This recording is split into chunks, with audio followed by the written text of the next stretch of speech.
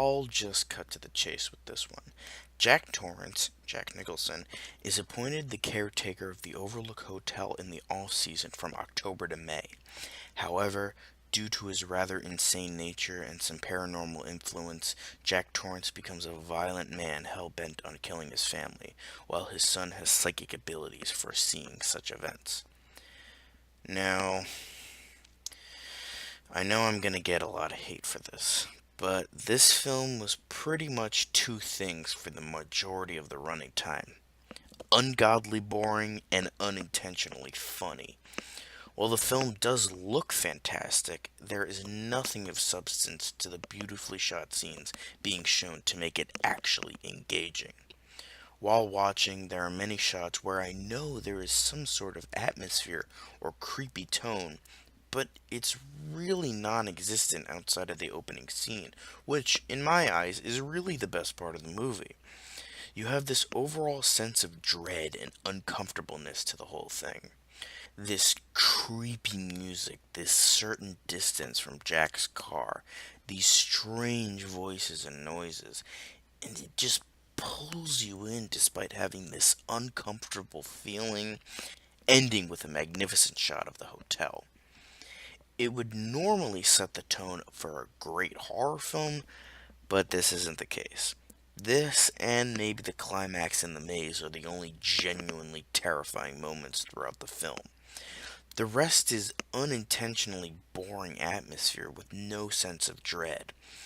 Plus, all the characters are so unlikable that I really don't care about any of them, even though you're supposed to identify with Wendy and Danny.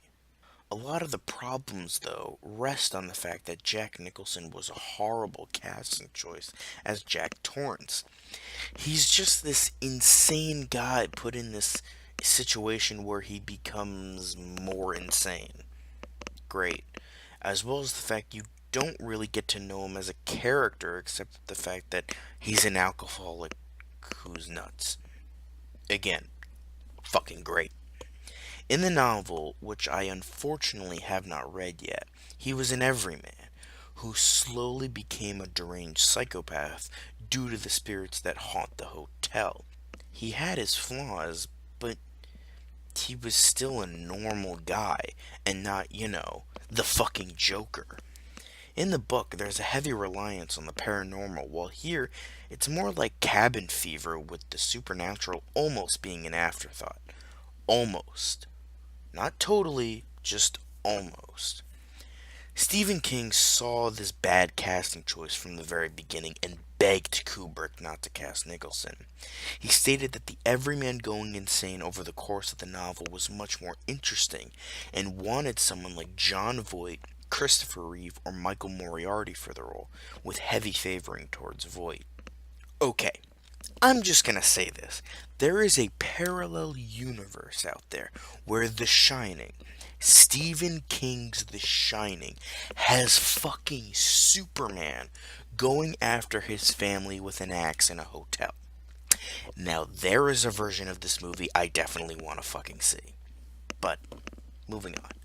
In terms of performances, it also doesn't help that Wendy is played by Shelley Duvall, who is hands down one of the worst actresses to ever grace the silver screen, and was even nominated as such at the first ever Razzies, along with Kubrick, isn't, which I don't agree with, but even though I don't like the movie, I don't agree with that, but whatever. But she lost to Brooke Shields in The Blue Lagoon. Look, I understand she was tortured on set by Kubrick, which is inexcusable, but that doesn't excuse her awful acting in the final product. Danny Lloyd wasn't great either, but he was certainly not as bad as Duvall. To me, it's a film that just doesn't work no matter what way you look at it. Not only is it a horrific adaptation to what seems like a magnificent book, but it's a horror film that just isn't scary, which is probably the worst possible thing a horror movie can be. Even worse for the fact that with any scene with Jack going crazy is just unintentionally funny. Not on the hair on my chinny chin chin.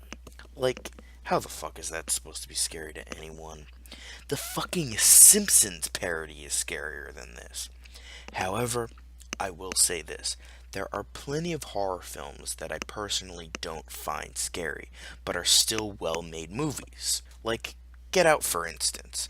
I know what I'm watching is supposed to be scary, and I recognize it and respect it, but I don't personally find it scary. With The Shining, I can't really see it.